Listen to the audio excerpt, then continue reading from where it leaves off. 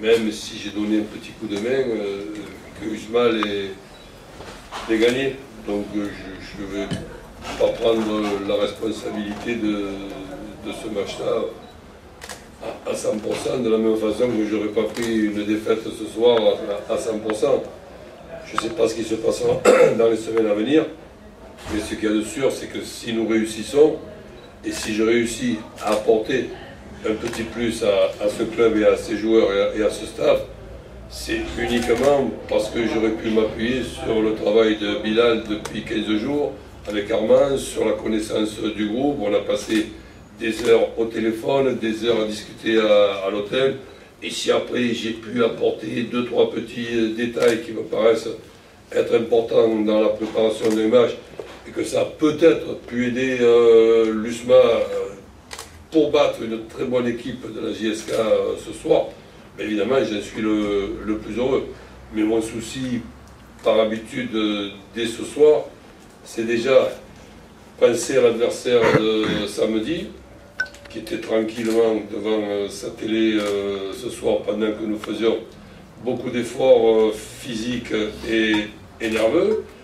Et le match de samedi, pour moi, devient encore plus important, parce que si, après avoir battu la JSK aujourd'hui, on venait à ne pas gagner samedi, ça diminuerait l'importance de la valeur de cette victoire.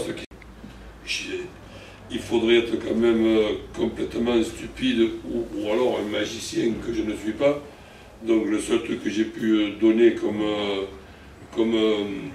conseil, si je peux me permettre à Bilal, avec la différence d'âge que nous avons et de ma part un peu plus d'expérience, c'est de discuter sur 2-3 postes du profil de joueurs et aussi de discuter surtout des avantages et des inconvénients que l'on peut avoir de jouer sur une pelouse synthétique et de s'entraîner sur une pelouse synthétique. Si vous permettez, les petits détails des avantages et des inconvénients, mais on les gardera pour nous, on ne va pas les dévoiler. On a gagné sur un pénalty, mais oui, on a gagné sur un pénalty parce qu'on était dans les 16 mètres adverses pour pouvoir l'obtenir. Donc j'ai vu les occasions de but, j'ai vu une équipe de la JSK de très très bonne qualité, mais bizarrement, nous gagnons 1-0, la deuxième mi-temps. Mais sur la première mi-temps, si ce n'est pas du football et qu'on peut donner un vainqueur au point de cette première mi-temps, il n'y a pas photo entre notre match et notre première mi-temps et celle de la JS Kabylie. Mais c'est bizarre. Dans la mi-temps où la JS Kabylie est meilleure encore que la première mi-temps, c'est là qu'on arrive à marquer le but de la victoire. Pas une seconde. Oui, mais est-ce que vous en avez fait la demande? Non, oui, la demande, non. La réflexion, oui.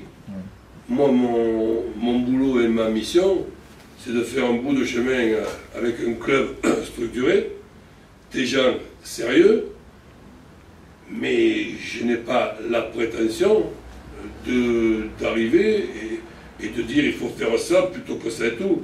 Je donne mon point de vue, je donne mon avis, j'essaye de faire ouvrir les yeux sur des avantages et des inconvénients de certaines choses. J'ai la chance d'avoir des gens qui m'ont pris pour les aider, mais qui m'ont pris aussi pour peut-être réfléchir avec moi de certains problèmes.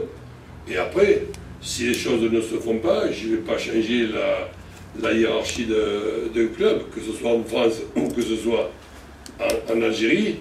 Il y a un président, il y a un coprésident, il y a un directeur administratif, il y a un staff, il y a un entraîneur responsable du staff, et il y a un groupe de joueurs que l'on doit mettre dans les meilleures dispositions pour qu'ils progressent. On a discuté avec Bilal de plusieurs options, et Bilal, après le match contre Arrache, avait le souci déjà d'apporter un petit plus offensif à cette équipe-là. Ensuite, c'est compliqué aussi avec ce groupe de joueurs de pouvoir sortir un 11 de départ, parce que les joueurs qui ne démarrent pas le match auraient tous très bien pu le démarrer sans pour autant que le niveau de l'équipe baisse. Mais ça, c'est malheureusement le problème à gérer dans un groupe de joueurs. On ne peut pas jouer à 20. Et si... Enfin, on ne peut pas jouer à 20. On ne peut pas démarrer les matchs à 20 et on ne peut pas jouer à 20. Que JS Kabylie égalise, on serait en train de parler de ce dernier changement et vous me diriez, alors que vous menez 1-0 avec Ben Moussa, vous avez été un petit peu peureux et frileux, vous avez fait rentrer votre véritable arrière-gauche et la JS Kabylie en a profité pour égaliser. Eh bien, cette question-là, je ne l'honorerai pas parce que ça ne s'est pas passé comme ça. Mais ça aurait pu. Alors, pas très bien le même avis, vu que on a aperçu une première mi-temps déjà assez serrée, pour dire un petit peu ennuyeuse. Donc, le match se déroulait au milieu de terrain, donc c'était vraiment serré. On vous a aperçu aussi sur le banc de touche, un petit peu crispé par rapport aux occasions qui sont enregistrées de la part de la JS Kabylie. Donc, par une balle arrêtée, donc, dedans, c'était des bonnes occasions. En plus, la deuxième occasion ratée par la 87e minute par Guesmi, donc qui aurait pu tuer le match pour avoir les 3 points à l'aise. Mais bon, malgré tout ça, on peut dire félicitations. Donc, vous vous êtes réconcilié avec les supporters de l'USMA. Donc, qu'est-ce que vous avez à dire par rapport au déroulement? Donc, vous avez eu la chance d'apercevoir cette équipe. Donc, qu'est-ce qui manque selon vous? Donc, après 2 matchs, je crois que vous avez vu aussi le match contre le Harash. Oui, j'ai vu aussi selon vous, monsieur DVD. Qu'est-ce qui manque à l'USMAG alors pour être plus offensif et plus percutant dans le jeu? Déjà, c'est une très longue question.